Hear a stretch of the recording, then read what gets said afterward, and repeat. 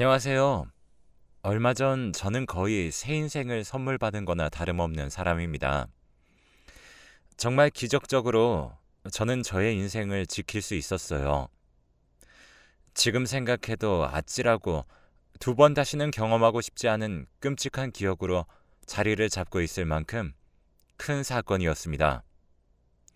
그 사건 뒤로 저는 현재 이혼이 진행되고 있는 상황이지만 저의 이야기를 풀어놓기 위해서는 결혼을 하게 된 과정부터 좀 설명을 드려야 할 것 같네요. 저는 남들보다 연애를 좀 늦게 시작한 편입니다. 누구보다도 마음은 있었지만 제가 좀 소극적이기도 했고 외모가 잘생기거나 다른 사람 눈에 멋있게 보일 만큼 꾸미고 다니지를 않았어서 연애를 하고 싶어도 할 수 있는 기회가 그렇게 많지 않았어요. 그래서 결국에는 30대 중반까지도 결혼을 하지 못하고 있다가 부모님 지인의 중매로 선을 보고 결혼을 하게 되었습니다. 선 보는 사람들이 대부분 다 그렇듯 집안 환경이나 조건이 비슷했어요. 하지만 그쪽에서도 나이가 어느 정도 있던지라 한 번의 이혼 경험이 있는 여자였습니다. 제가 선을 본 여자는 이혼한 지 얼마 되지 않았는데 나이가 나이인지라 빨리 다시 새로운 가정을 꾸려 안정적인 생활을 하고 싶다며 누구든 좋으니 소개를 시켜달라고 했다고 하더라고요. 그래서 그 중매를 봐주신 분이 주변을 수색하다가 저를 골라 소개를 시켜주신 거였죠. 아무래도 둘 다 나이가 있으니 잘 맞을 거라고 생각을 했던 것 같아요. 선자리를 나가보니 여자분은 여성스러우면서도 참한 이미지를 가지고 있었습니다. 하지만 계속해서 대화를 해보니 털털한 매력을 가지고 있더라고요. 저는 위에서도 이야기를 했듯이 소극적인 성격이었기 때문에 당차고 자신감 있는 말투로 대화를 이끌어 나가는 그녀에게 호감을 느꼈습니다. 몇 번의 만남을 가지다가 용기를 내어 고백을 했고 저희는 그 뒤로 순조롭게 결혼까지 할 수 있었어요. 근데 결혼 전에 여자친구는 저에게 특이한 것을 요구했습니다. 자기야, 근데 내가 자기보다 결혼 경험이 한 번 더 있잖아. 내가 살아보니까 부부간의 건강 문제가 진짜 중요하더라고. 내가 전에 같이 살던 남편이 몸이 안 좋아서 아주 아팠어.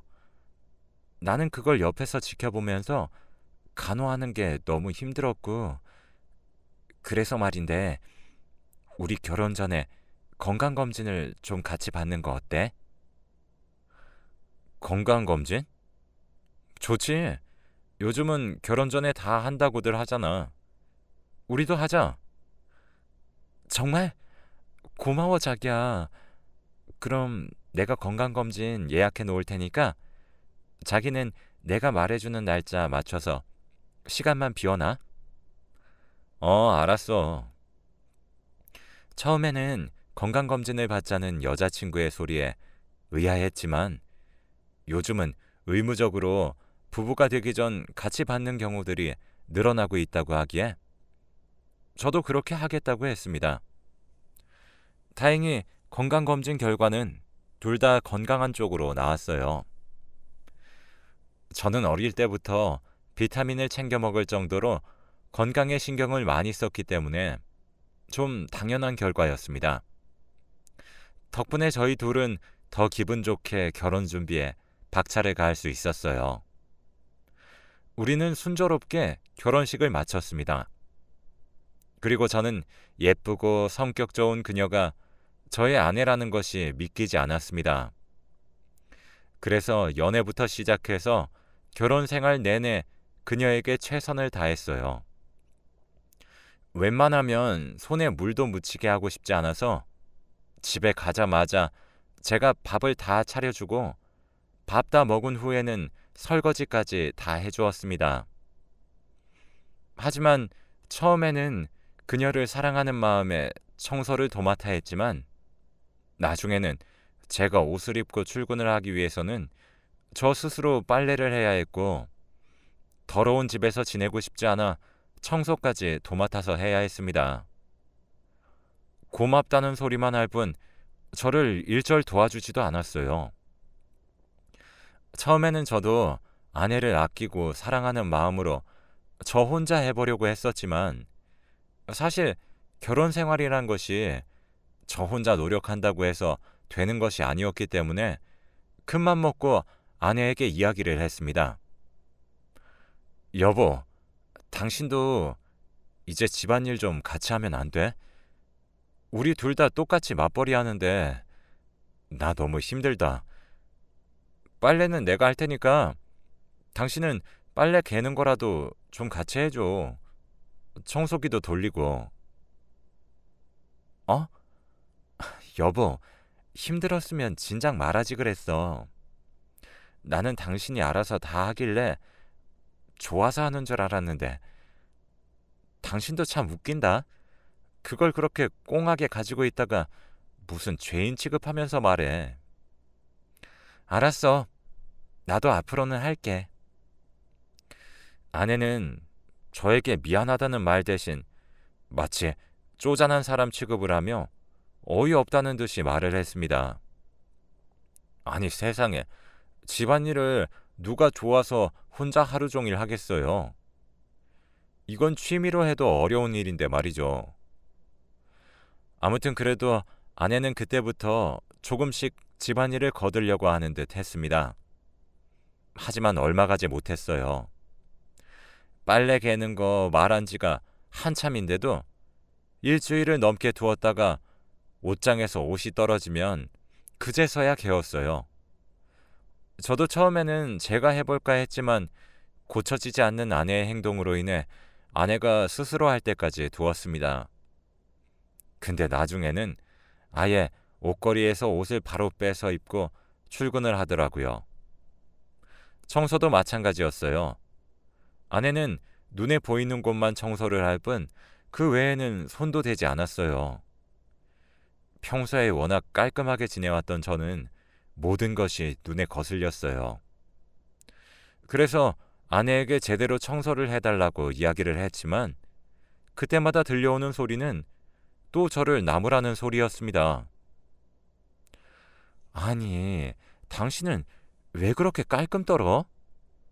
그래봤자 면역력만 약해지는 거야. 사람이 좀 먼지도 먹고 뒹굴고 그래야 강해진다는 말 못 들어봤어? 진짜 참 유난이다.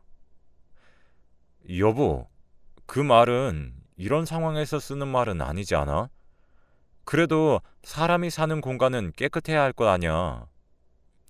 제발 청소를 할 거면 2번, 3번 더 치울 일 없게 제대로 해봐.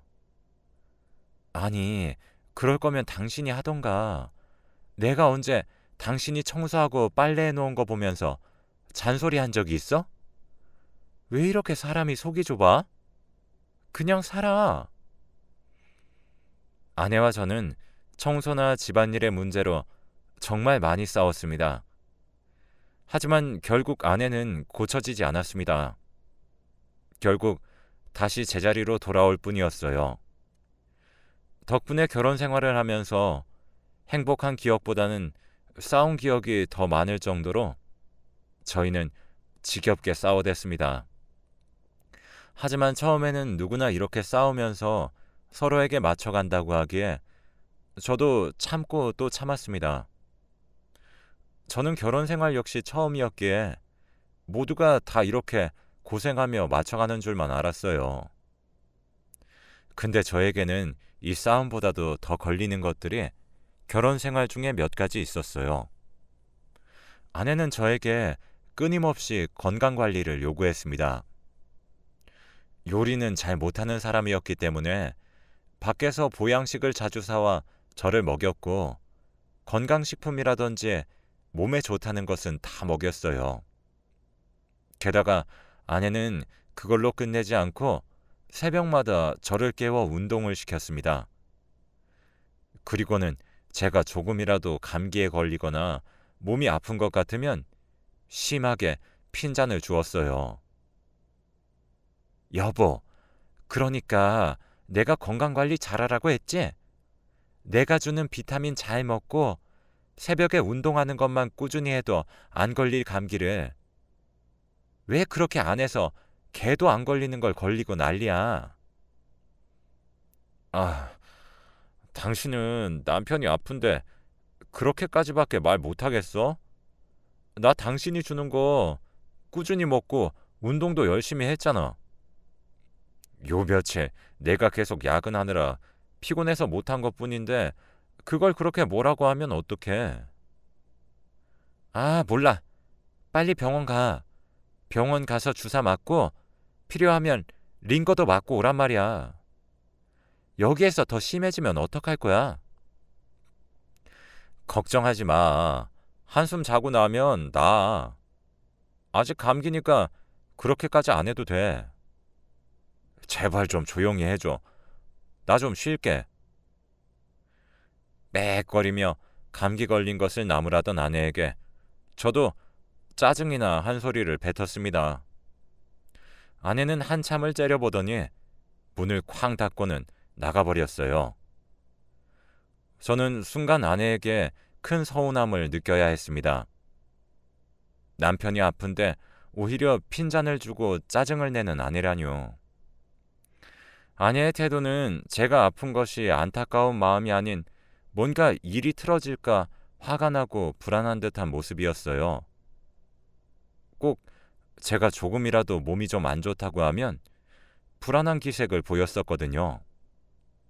저는 이런 부분들이 좀 찜찜했습니다.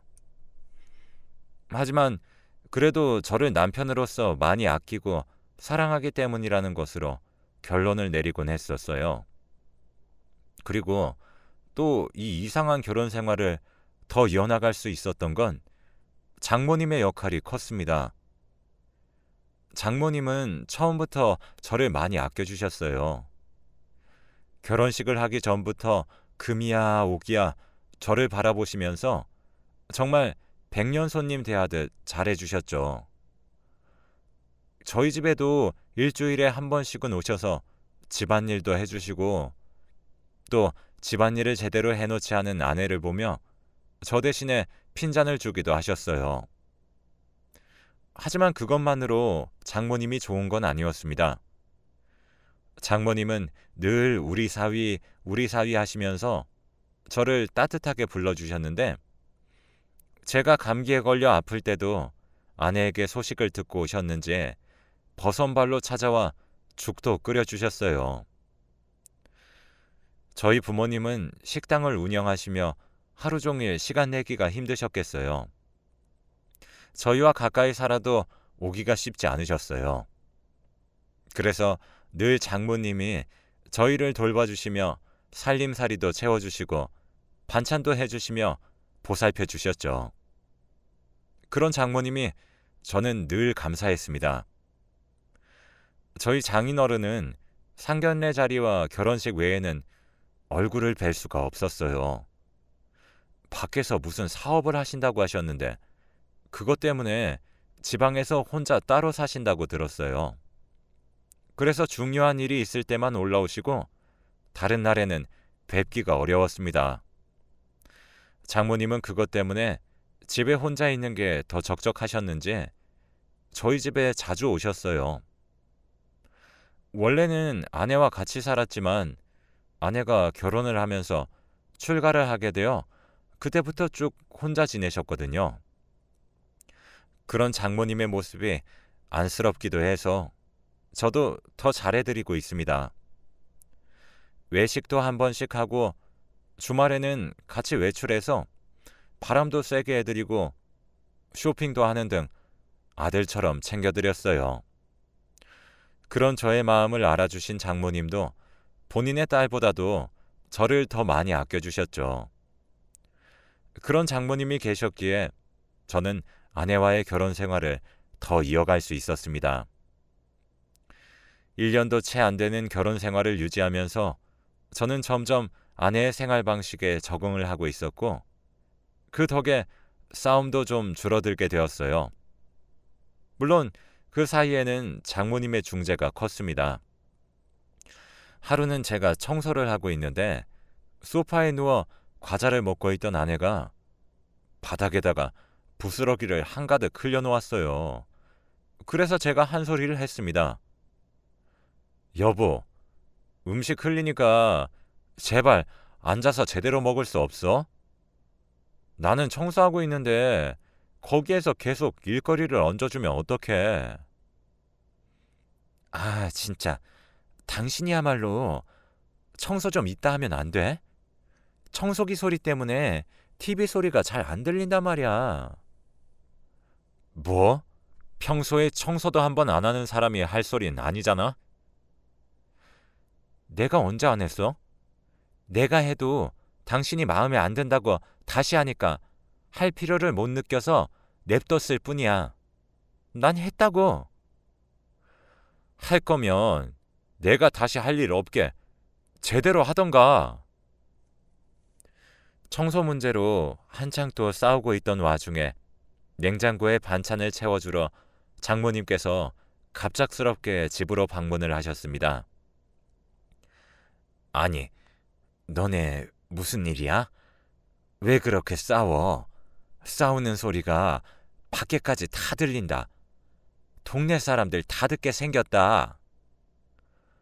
아, 엄마, 장서방 좀 어떻게 해봐. 진짜 잔소리 대장이야. 아주 엄마보다 더해. 아내는 그대로 장모님에게 거의 저를 이르는 것처럼 이야기를 했습니다. 근데 장모님은 역시나 저의 편을 들어주셨어요. 이 녀석이 네가 뭔가 잘못했겠지. 장서방이 어디 이유 없이 그럴 사람이니? 장서방 손에 청소기 들려있는 거 보니까 너 또 청소 안 했지? 얼른 소파에서 안 일어나? 지금부터 네가 청소기 돌려. 얼른!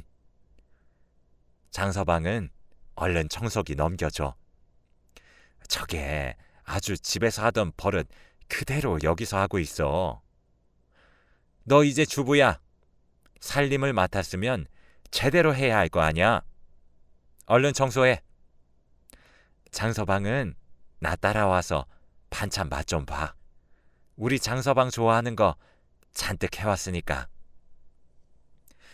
저의 편을 들어주시는 장모님으로 인해 아내는 찍소리도 못하고 청소기를 돌렸습니다. 저는 덕분에 편하게 주방에서 장모님께서 해주신 반찬들을 맛보며 기분을 풀었어요. 그런 장모님이 계셨기에 저는 결혼 생활을 만족하며 이어갈 수 있었습니다. 날이 갈수록 장모님에 대한 신뢰와 애틋함이 커져가던 도중 한 가지 일이 장모님께 닥치게 되었고 그 일로 인해 제 마음도 찢어질 듯 아픈 경험을 해야 했습니다. 장모님은 여느 때처럼 또 집에 오셔서 집안 청소를 도와주고 계셨어요. 근데 갑자기 청소를 하시다 말고 눈물을 떨구고 계셨어요. 저는 그 모습에 깜짝 놀라 장모님께 얼른 여쭤봤습니다. 장모님, 무슨 일이세요? 왜 우시는 거예요? 무슨 일 있으세요? 아, 아니야, 장서방. 아무것도 아니야. 아니긴요. 왜 우시는 거예요? 얼른 말씀해 보세요. 그게 말이야. 남편이, 그러니까 장서방 네 장인어른이 말이야.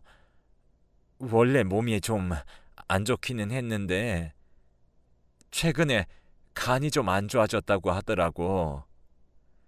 근데 상태가 생각보다도 심각한가 봐. 간을 이식해야 한다는데.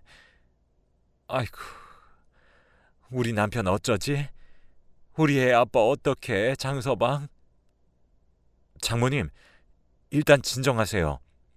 간이식 기증자는 알아보신 거예요? 일단 장기 기증 기관에 등록은 해놨는데 이건 순서가 언제 올지 모른다고 하더라고.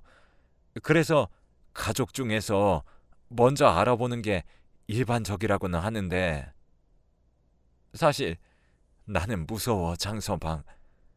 나는 나이가 너무 많기도 하고 건강이 안 좋아서 의사 말로는 내 간을 이식하기는 어려울 거라고 하더라고. 그럼 우리 딸밖에 없는데 딸도 검사 받아보니 조건이 안 되는데. 장모님의 말씀에 저는 한참 고민을 해야 했습니다. 차마 저도 사람인지라 말이 떨어지지 않더라고요. 가족 외에 다른 공여자를 찾아볼 수 있는 방법이 있는 거라면 제가 그 공여자 조건에 적합할 수도 있는 부분이었기 때문에 제가 검사를 받아볼 수도 있는 거였어요. 근데 저도 사람인지라 저의 건강이 달린 문제이다 보니 선뜻 용기가 나지 않더라고요. 하지만 평소에 지극정성으로 저를 대해주신 장모님이 슬퍼하시는 모습을 보고 있노라니 가슴이 찢어질 듯 아팠습니다. 그래서 큰 용기를 내서 말씀을 드렸어요. 장모님, 그럼 제가 검사를 좀 받아볼게요. 가족 외에 다른 공여자의 간을 받을 수 있는 거라면 제 조건도 맞을 수 있는 거잖아요. 그러니까 제가 검사를 받아볼게요. 혹시 모르잖아요. 뭐? 아니, 장서방이 왜 그런 수고를 해?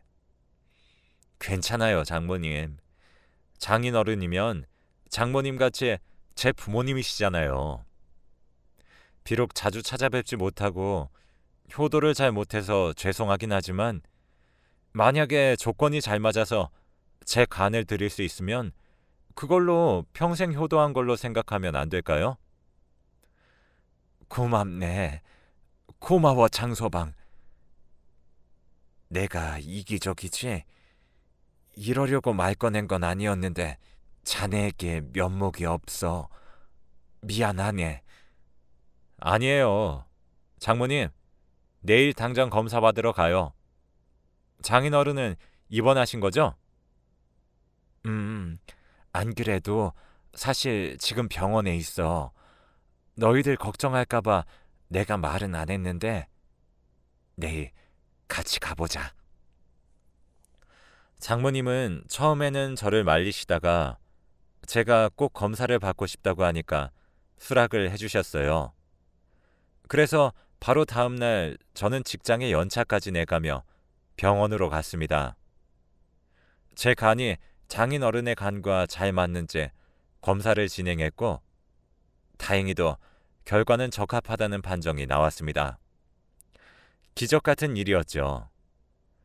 병원에 가자마자 인사를 드린 장인어른의 상태는 많이 안 좋아 보였습니다.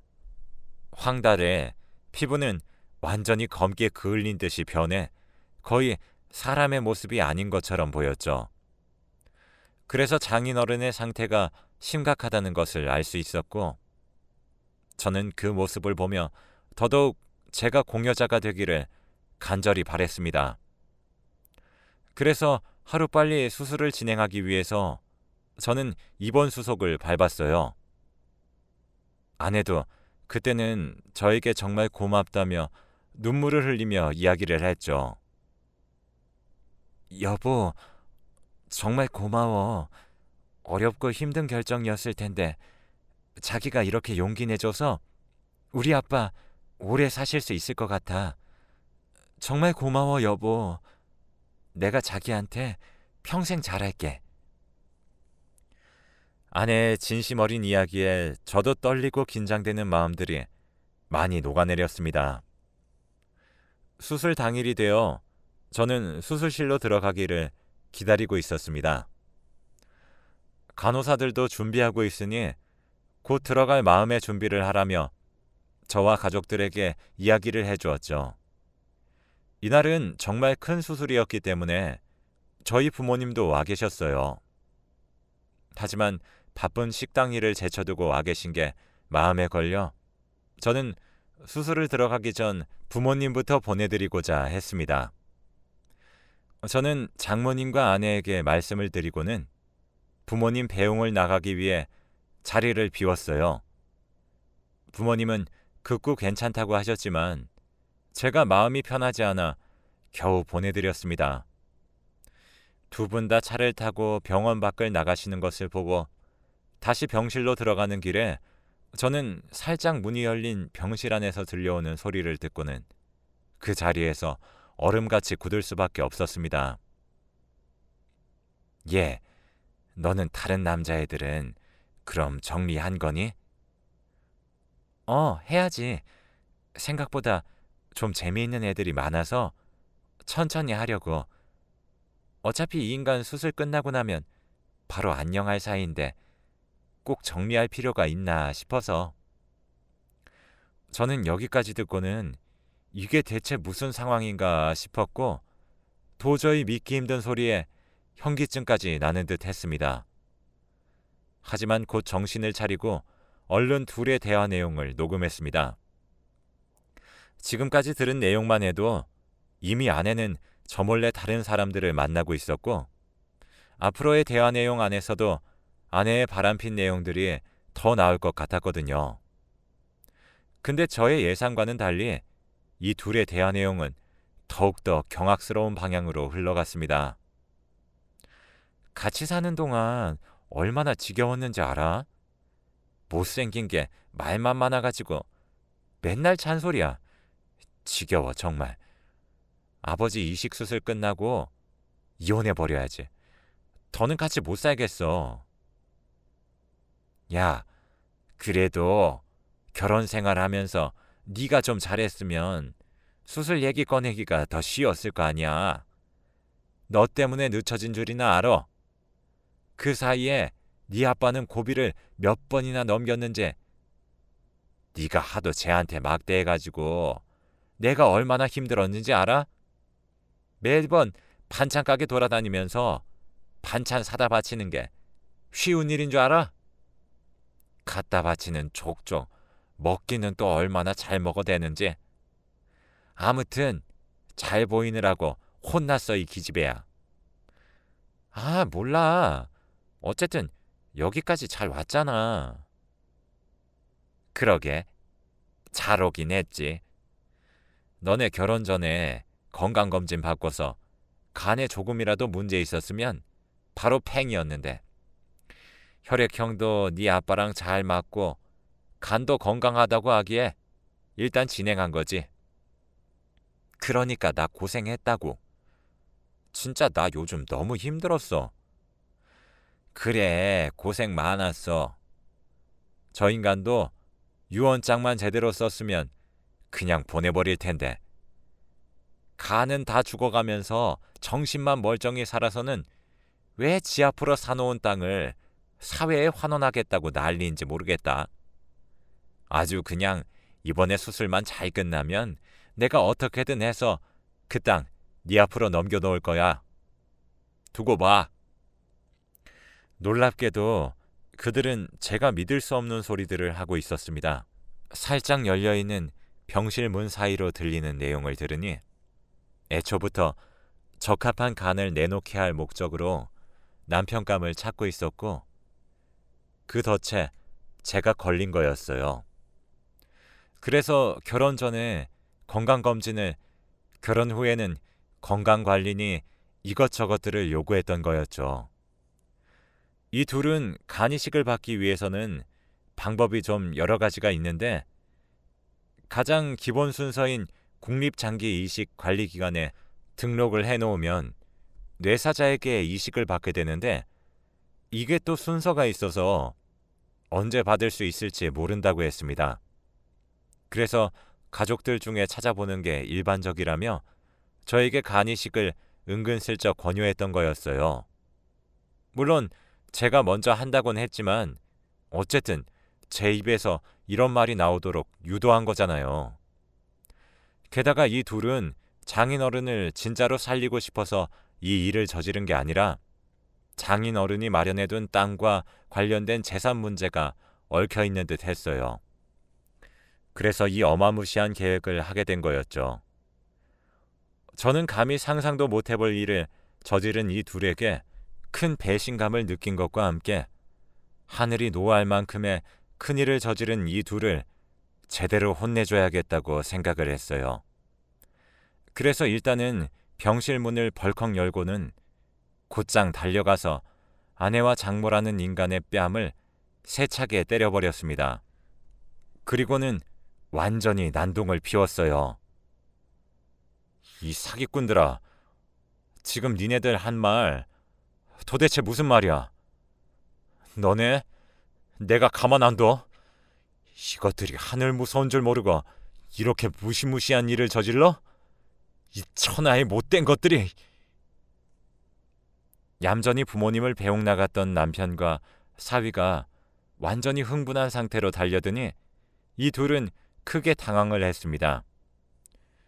그러면서 곧바로 저에게 해명을 하기 시작했어요.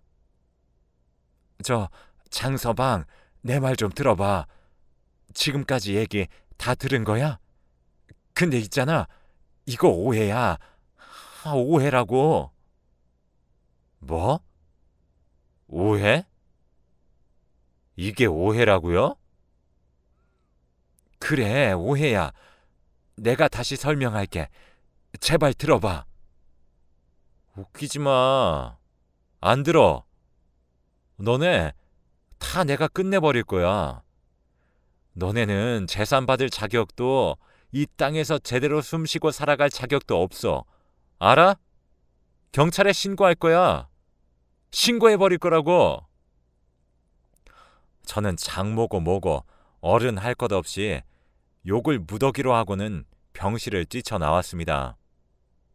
그리고는 곧장 제가 녹음한 것을 가지고 가서 경찰에 제출하고는 그들을 사기죄로 신고를 해버렸어요. 병실 밖에서 녹음을 해서 그들의 추악한 얘기들이 아주 작게 들려 증거가 될지 염려됐지만 요즘은 기술이 좋아져서 그 작은 소리도 살릴 수 있다고 했어요.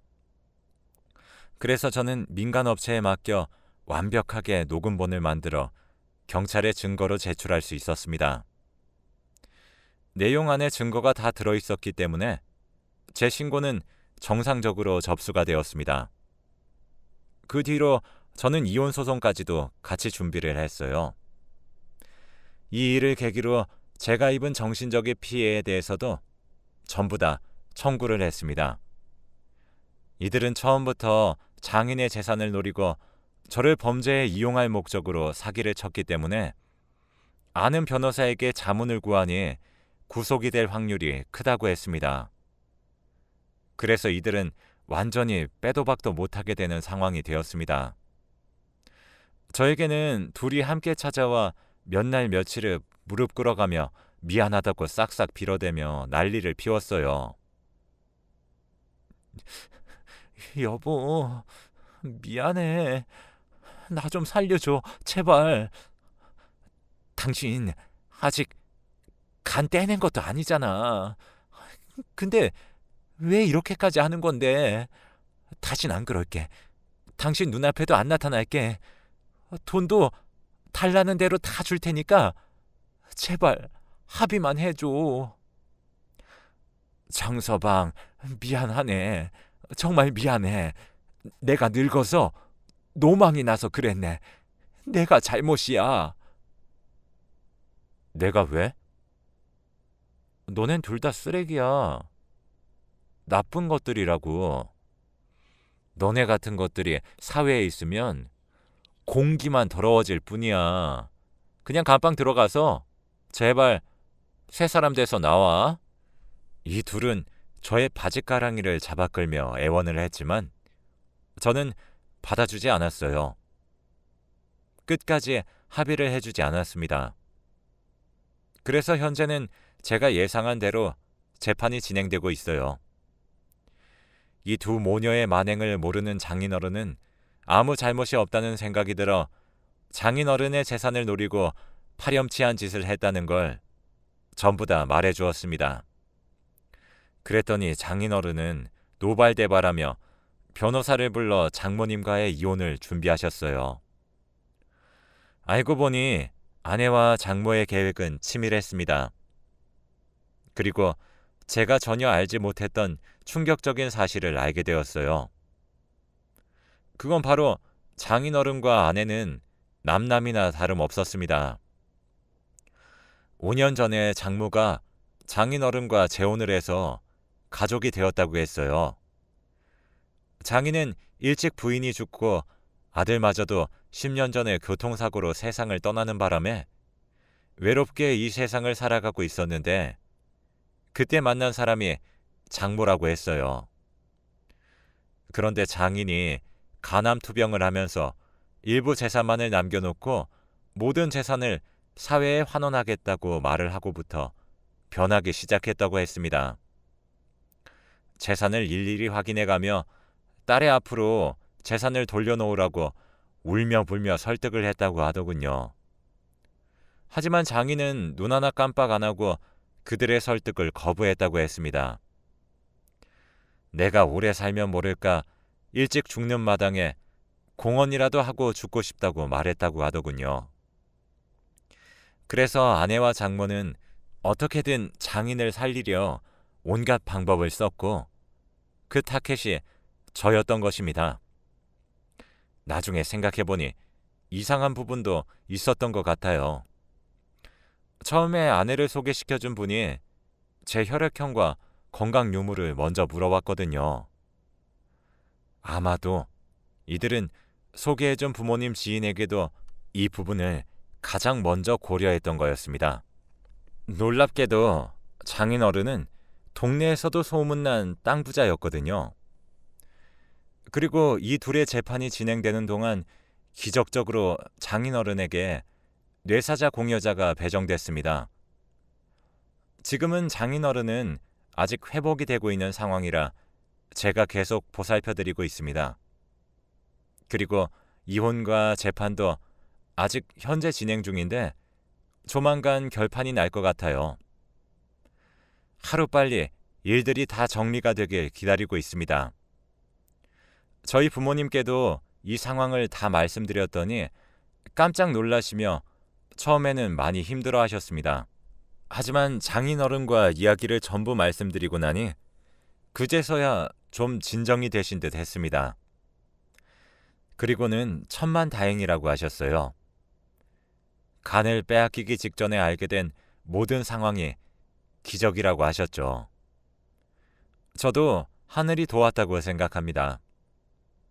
그렇지 않고서야 타이밍들이 그렇게 나올 수가 없거든요. 저는 아픈 돌싱이 되었지만 결혼 생활도 지옥 같았기 때문에 오히려 지금이 다행이라고 생각을 하고 있어요. 다시 혼자가 된 저의 삶을 앞으로 잘 살아가야겠죠. 여러분도 저와 같이 각자의 인생을 잘 살아가기를 바라봅니다. 지금까지 어려운 저의 사연을 들어주셔서 정말 감사해요.